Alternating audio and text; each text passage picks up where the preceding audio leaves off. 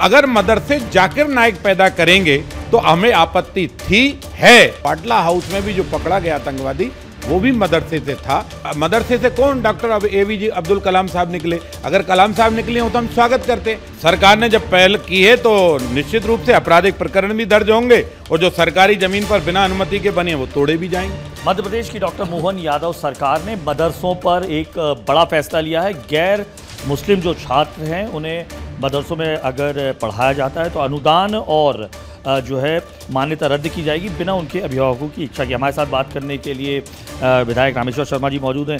लंबे समय तक आप मांग उठाते रहे, मदरसों पर भी सवाल उठाते रहे, अनुदान पर भी सवाल उठाते रहे, अब सरकार का फैसला आ गया है, कैसे देख रहे हैं?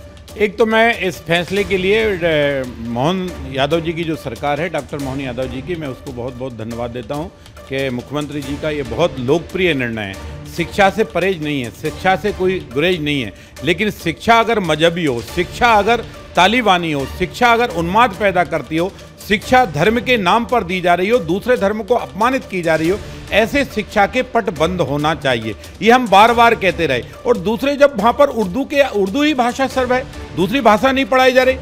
मध्य प्रदेश माध्यमिक शिक्षा मंडल का कोई बोर्ड का सिलेबस नहीं है, सीबीएसई का कोई सिलेबस नहीं है, तो आखिर वहाँ शिक्षा क्यों? और इस तरह के जो भी मदरसे काम कर रहे हैं, जो भी गैर मुसलमान बच्चों को शिक्षा दे रहे हैं, उन्हें तत्काल बंद कर देना चाहिए। और उनके अगर वो अनुदान लेते हैं तो अनुदान बंद कर देना चाहिए। साथ की जमीन पर हैं तो वहाँ उनको तोड़ने की कार्रवाई करनी चाहिए।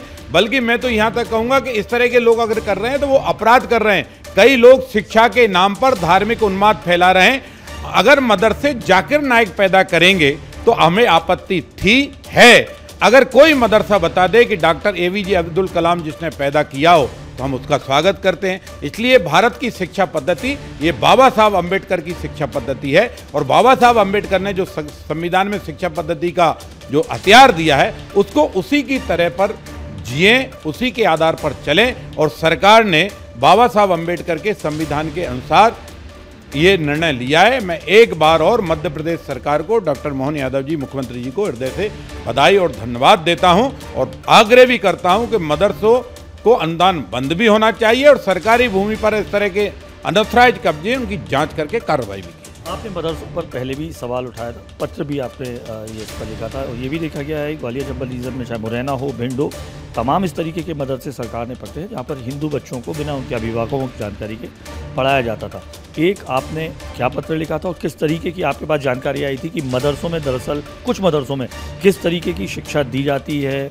कैसे, जैसे आपने कहा बाटला हाउस इनकाउंटर से भी एक वक्त पे जोड़ा था, कैसी आपको जो जानकारियाँ सामने? देखिए, मदरसे के पढ़े हुए विद्यार्थियों की जो करामात है, उनका जो उग्रवाद है, उनका जो मजहबी सोच है और मजहबी सोच में दूसरे धर्मों के खिलाफ जो आपत्तिजनक टिप्पणियां हैं, वो इस बात को दर्शाता है कि बाटला हाउस में भी जो पकड़ा गया आतंकवादी वो भी मदरसे से था। और जाकिर नाइक जो दुनिया में ज्ञान बगाड़ते हैं वो भी दूसरे धर्मों पर टीका टिप्पणी करते हैं और भारत के खिलाफ उन्माद पैदा करते हैं। जिन जिन मदरसों, मैंने कहा ना, मैंने तो पहले ही आग्रह किया है कि मदरसे से कौन? डॉक्टर एपीजे अब्दुल कलाम साहब निकले। अगर कलाम साहब निकले हो तो हम स्वागत करते हैं। इसलिए फिर कह रहा हूं कि मदरसे केवल इस्लाम की शिक्षा देने का हथियार है और जो इस्लाम की शिक्षा देता है वह गैर मुसलमान को नहीं प्रवेश दिया जाना चाहिए। और अगर ऐसा कोई प्रवेश दे रहे हैं तो ये जो है गलत है, इस पर तत्काल कार्रवाई करना चाहिए।